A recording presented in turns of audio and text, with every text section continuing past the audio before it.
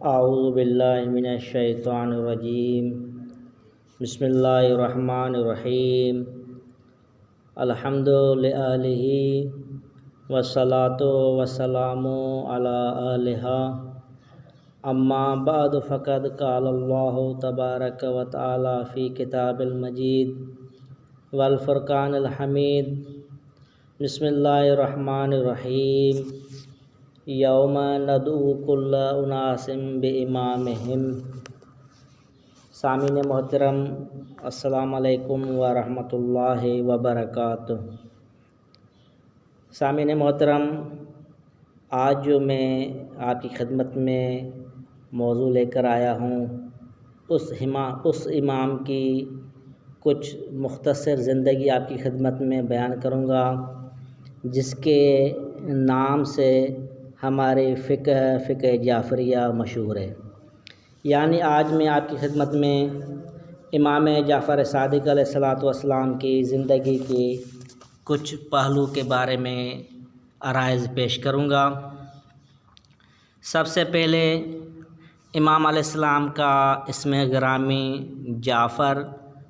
اور امام کے القابات کافی بتائے گئے ہیں۔ ان میں سے امام کے جو مشہور لقب ہیں صادق، طاہر، صابر، فاضل،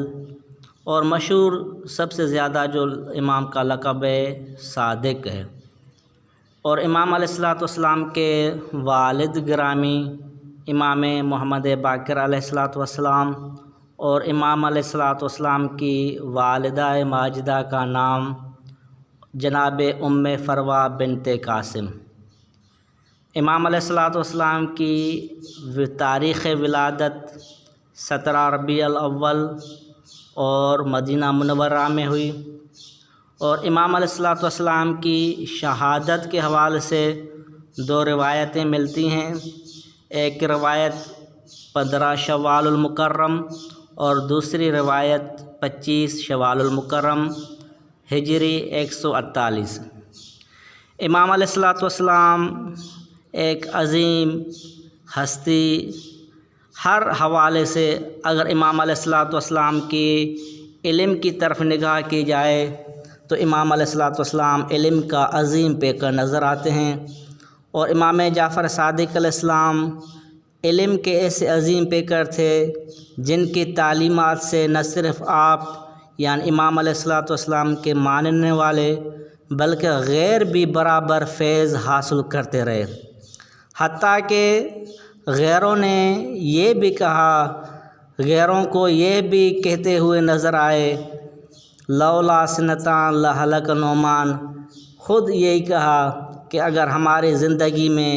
میری زندگی میں 2 سال نہ ہوتے تو میں ہلاک ہو جاتا۔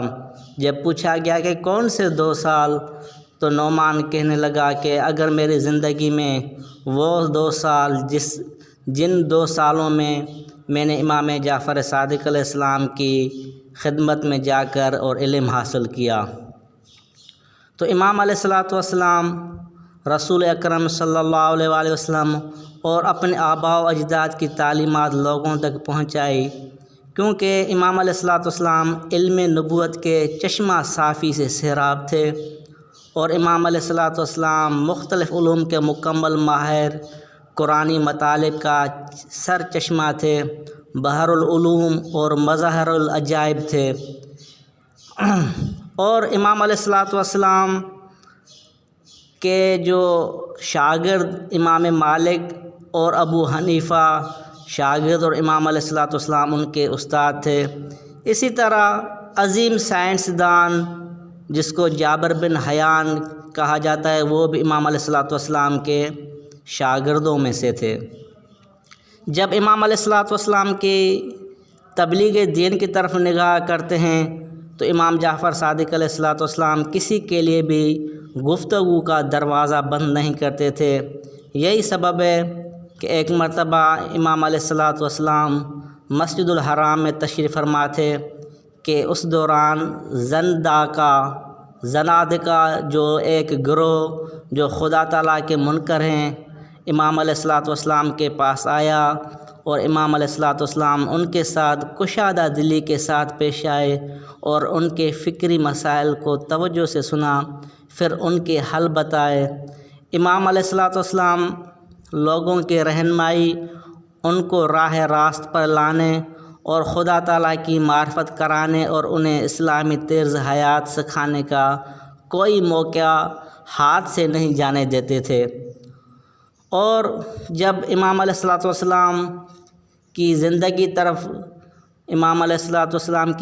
کی طرف نگاہ کرتے ہیں تو امام علیہ الصلوۃ والسلام پوری انسانیت کے لیے نصیحت آور تھے۔ خود امام جعفر صادق علیہ الصلوۃ والسلام فرماتے ہیں، مومن کو تمام مومنین کے لیے ناصح ہونا چاہیے، یعنی امام علیہ الصلوۃ والسلام فرماتے ہیں آپ کے دل، آپ کے عقل، بات اور موقف میں کوئی ملاوٹ نہ ہو اور نہ ملاوٹ کرنے والوں کے پیچھے چلیں۔ آپ کا دل ایک آئینے کی طرح ہونا چاہیے جس میں تمام مسلمان برابر نظر آئیں اور مسلمانوں کو اس آئینے میں آپ کا ایمان نظر آئے۔ تو اسی طرح امام علیہ الصلوۃ والسلام کی زندگی کے مختلف پہلوات کی طرف اگر ہم نگاہ کریں گے تو ہر امام علیہ الصلوۃ والسلام کی زندگی کا پہلو باکمال نظر آئے گا۔ بس آخری روایت میں آپ کی خدمت میں عرض کر کے آپ کی زحمت کو تمام کروں۔ ایک روایت جسے شیخ صدوق رحمۃ اللہ علیہ اپنی کتاب امالی میں بھی ذکر کیا ہے اور علامہ مجلسی نے اپنی کتاب بہار الانوار میں فرمایا ہے، وہ روایت یہ ہے کہ راوی کہتا ہے کہ رجلا لا یخلو من احدى ثلاث خصال اما صائما و اما قائما و اما ذاکرا وکان من عظماء العباد و اکابر الزہاد الذین یخشون اللہ عز وجل وکان کثیر الحدیث۔ راوی کہتا ہے کہ جب بھی میں امام جعفر صادق علیہ السلام کی خدمت میں گیا تو امام علیہ السلام کو ہمیشہ 3 کاموں میں سے ایک میں مصروف پایا، یا تو امام علیہ الصلوۃ والسلام روزہ رکھے ہوئے ہوتے، یا امام علیہ السلام نماز پڑھ رہے ہوتے، یا پھر امام علیہ السلام ذکر الہی میں مشغول ہوتے تھے۔ اور امام علیہ السلام خدا کے بزرگ اور صالح ترین بندوں سے تھے اور خدا سے بہت زیادہ ڈرتے اور خوف رکھنے والے، اور حدیث بہت زیادہ بیان فرماتے تھے۔ تو امام علیہ الصلوۃ والسلام کی زندگی اطہر آپ اور ہم سب مومنین کے لیے ایک نمونہ عمل ہے، یعنی امام علیہ الصلوۃ والسلام کی زندگی اگر اب ہم اپنائیں گے تو اسی زندگی میں ہی ہماری نجات ہوگی۔ تو آخر میں دعا ہے کہ خداوند متعال آپ اور ہم سب مومنین کو سیرت امام جعفر صادق علیہ الصلوۃ والسلام پر عمل کرنے کی توفیق عنایت فرمائے۔ والسلام علیکم ورحمۃ اللہ وبرکاتہ۔